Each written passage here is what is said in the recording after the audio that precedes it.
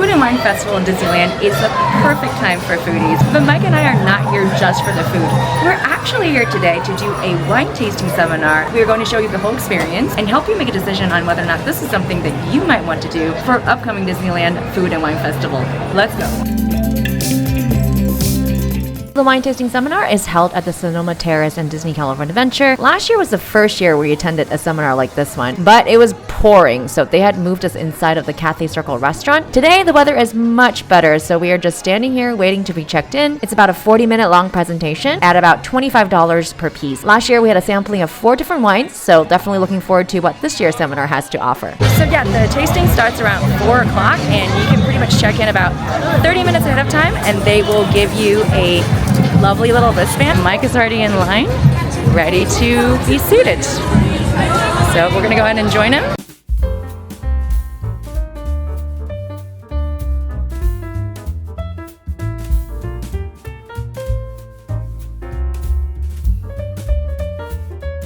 Well, I think they're expecting you to take some tasting notes, but I don't know. I think I might just be focusing on the wine itself. Cool.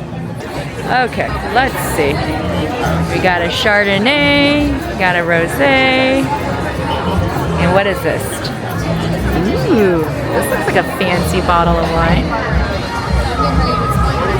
I think this is a red blend. Okay, well, they'll tell us. They'll tell us a little bit later as to what they are.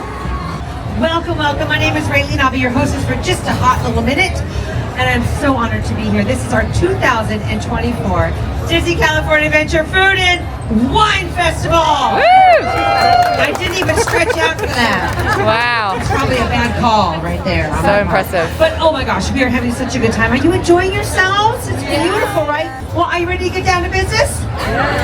I just met this amazing man over here. He is so fun. You're going to have such a good time. Chris Gaither is his name. He has a very storied hospitality career that spans over 20 years. It's a long time. And includes roles at such places as the French Laundry in Mount Spruce. Oh, she got an ooh on that one. Ooh. I know. You must have been there. Gary Danko, Social, and Octavia, all in San Francisco. Any of you been to any of those? You have? I know. Fancy expansion. He also has a wife and 2 little babies. She's not here taking care of the babies in the restaurant, and he's here enjoying wine with all of you. That's so unfair. Rebecca Feynman is your lovely wife's name. She and Chris are both the owners of Ungrafted and Glue Glue. I want to know, you're going to have to explain to them what that means. I love that name, Glue Glue. In San Francisco, and in March of 2024, Chris joined the Brown Estate in the Napa Valley to run wine education and direct-to-consumer sales. And guess what? You're all getting a little bit of a free education today from this man of what he does. I love their logo. Are you ready for their spiel?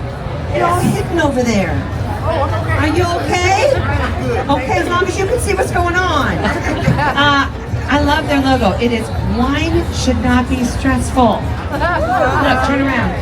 Turn around. It's on the back of his shirt right there. Wine should not be stressful.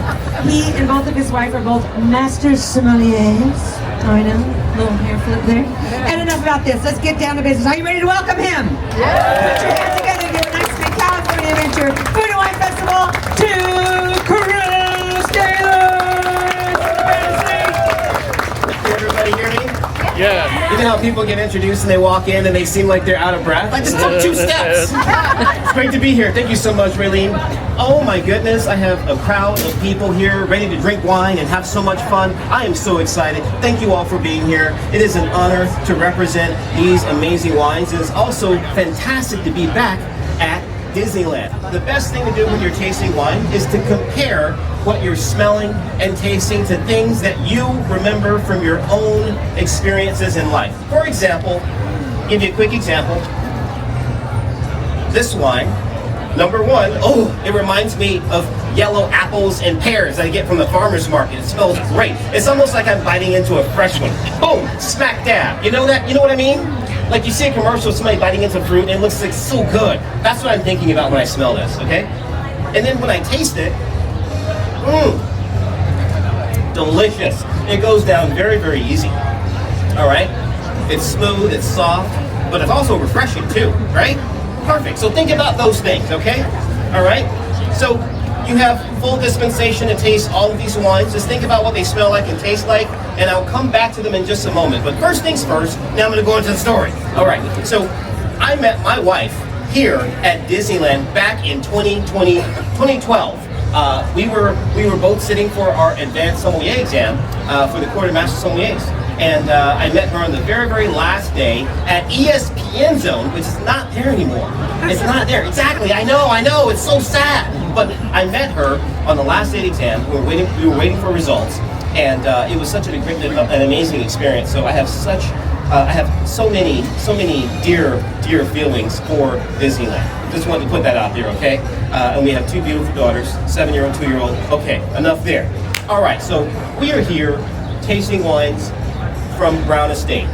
All right, so Brown Estate is a very, very special winery. First things first, it is the first and only Black-owned estate winery in Napa Valley in California. What does that mean? It means that they have an estate of about 500 acres of land in Charles Valley, all right, that they manage. Only 10% of it is planted to vineyards, all right? So about 50 acres, give or take, are planted to vineyards. And the reason why is because this is a mountainous area. It's at an altitude between 1,100 and 1,500 feet in elevation. It's just north and east of St. Helena. And in fact, on the very, very last day, when they signed their lease, as the salesperson was about to get in the car and drive about 40 minutes back down to get to St. Helena, they said, I hope that you don't plan on growing any grapes here, because you know what? It's never going to work. I'll see you later. All right, after they'd already signed the deed, okay? So check this out. They looked at each other and said, you know what we're going to do? We're going to plant some grapes here, because why not? All right, so after doing research on the types of grapes that should be planted and checking with a lot of friends that were already in the valley, they found out a couple things. When people talked about Cabernet Sauvignon, they would get very, very, very serious and say, "Oh, well, we're working with Cabernet Sauvignon. This is Napa Valley, and it has to be the best." But when people talked about Zinfandel, oh, people got excited. They're like, "Oh, this is my Zinfandel. I'm so excited about this. It tastes great." So they decided to plant Zinfandel. All right. So that has been our #1 selling wine ever since Brown Estate was founded. But there's more. So in 1984, the vineyards were planted. In 1987, by 1987, Brown Estate was selling fruit to other producers in Napa Valley. So much that the Brown siblings, Deneen, Coral, David Brown, decided to start their own winery. All right. So the first vintage was in 1996. We poured our Brown Zinfandel at the Zinfandel Advocates and Producers Trade Show, and this is in the year 2000. We featured the 1996 vintage at the trade show, and it was a hit.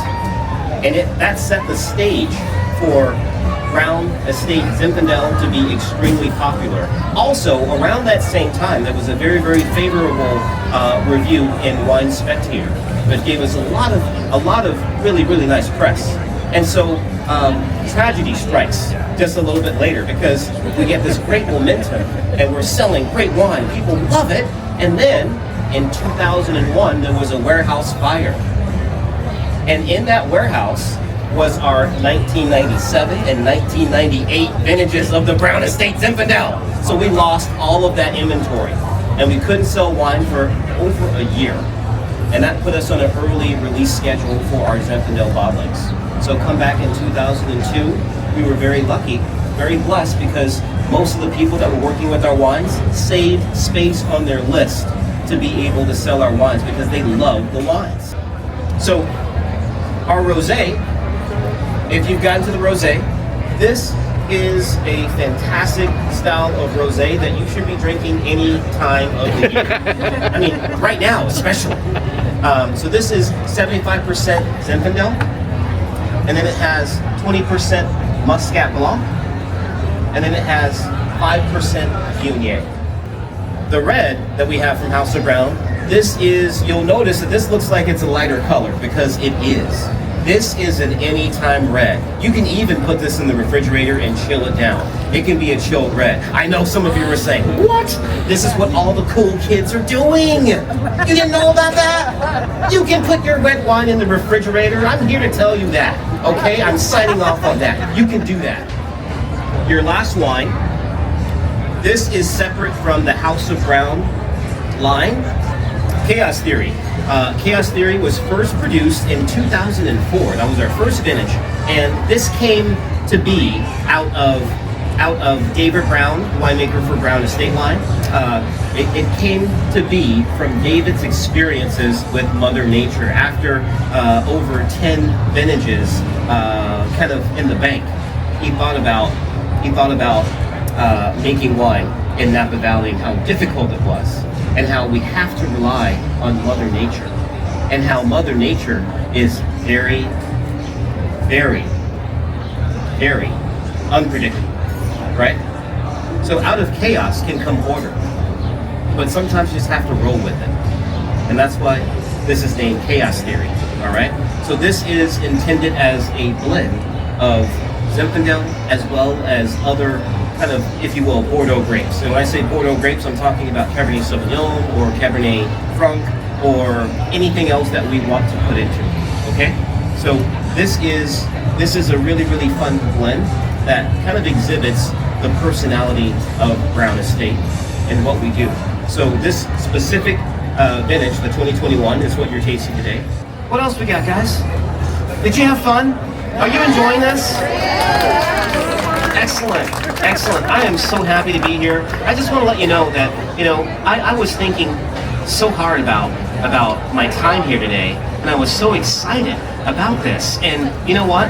This has completely lived up, and actually it's exceeded my expectations for the fun, for the energy, for the really awesome, amazing, good-looking people as well that are here.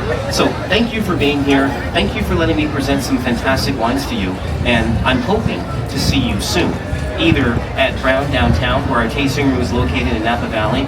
Come by and visit us, please. Ask for Chris, or visit one of my own restaurants in San Francisco if you're ever in San Francisco.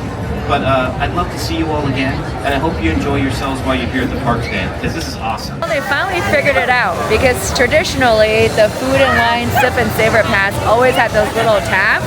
This year, however, they figured it out. They have this QR code, that's a barcode at the back of the pass. They just scan it, so you're not running into a situation where you accidentally tear one off and then it's rendered completely useless. So that's been an improvement this year. We just finished the wine seminar with the Brown Estate Winery. Super interesting. Chris, he's one of the 300 Master Sommeliers in the United States. In fact, he and his wife are both Master Sommeliers. There's only 300 of them. Two are in the same family. So anyway, I learned a lot about sort of like their offerings. So that was really cool. We are now gonna catch the last of the Food and Wine Festival, and it looks like there's some newer items this year, some returning things. But I think I need to get the Mickey Snickers bar. That is sort of like my favorite. I'm gonna finish my old-fashioned ice cream. I am digging into a lovely Mickey Snickers bar. This thing is awesome. So I don't think you're allowed to use a fork now. I think I'm just gonna bite into it. The good thing about the California wine and food is that you can order everything at once. As long as it's at one of the stalls, yeah. At any of the stalls, you can order food from any of the other ones. So unlike Epcot, where you have to go to the particular booth to get it, this one you can just do it in one shot. Oh, this yeah, so I like to just kind of go through, pick a whole bunch, order them. The only thing is then do not lose your receipt. Because it's got everything on it. Ours almost flew away. So the thing is, I think there is a pin that is on your Sip and Savor Pass. So once you check out, once you make your by the time you see this won't be valid anymore. That will not be valid, but it's there. It's way more convenient than the tap thing. Oh, this is about to melt. Has it gotten any worse since the last time we tried it? Or is it still? It's so good. The old-fashioned popsicle wasn't bad. Pretty interesting. It's like an orange creamsicle, basically. Well, the boba pearls were a little bit like a bitters. Then you had the vanilla, and then you had the orange on top, which was kind of like the orange, so the orange part of the orange bitters. And then I think the drizzle across was supposed to be like the whiskey flavor, but there was so much vanilla that it kind of got lost. All right, next stop is the pulled pork mac and cheese. Want to eat? Okay, go for it. Yeah, they were saying 75% of the food this year is all new. That's really good. Yeah. I mean, it's mac and cheese and barbecue pulled pork. It's kind of hard to... No. Okay. I was about to say it's hard to screw up barbecue, but my favorite restaurant does it all the time, so this is actually really good. Yep, the mac and cheese is super creamy and cheesy. It's my favorite type. It's not too creamy. It's not like Velveeta mac and cheese. It's kind of like a little on the drier side. So, but really good. Quite cheesy. Yeah, and the pork is tender. It's not chewy. Chewy pork is never good. I like it. So apparently in Pandora, you have a bao bun. Here at the Food and Wine, I believe this is a new item. I haven't seen this before. Yeah, I haven't seen it here before, but we they've got also have a cheeseburger bao bun. But I think this is more like a full burger because it's got. It looks pretty legit. It's got pickles. Yeah. It's basically got a topping which is pickles, onions. They look like grilled onions too. It looks like a Big Mac deconstructed yeah. with toppings as the filling. All right, I think we're gonna give this a try. Could be messy though. I think it's got a lot of like Velveeta runny plastic cheese on it. It should be if it's a classic, it should be American cheese on it. Yeah. Ooh, okay. So. Wow, this is not gonna end very well. That's the filling. It's the pickle. It's a pickle that is making the difference right now. If you like pickles, well, pickles and onions like for the me. sweet pickle. Mm-hmm. Oh, this is actually quite good. Okay. I kind of like it. The ones in Pandora are easier on the hands, though. Yeah, well, this is a much messier, saucy, much messier version. But I agree with you. I like to taste this one better. This is good. So, Animal Kingdom, if you're listening, please add onions, pickles and tomatoes to on yours. top. I think that's our last item, isn't it? Mm-hmm. We got busy eating, so. Well, Food and Wine here in Disneyland doesn't disappoint. I think the food is excellent. We had a really good time tasting some pretty fun wine up from Napa Valley. I hope you enjoyed our short little Food and Wine 2024, and we will see you in the next video.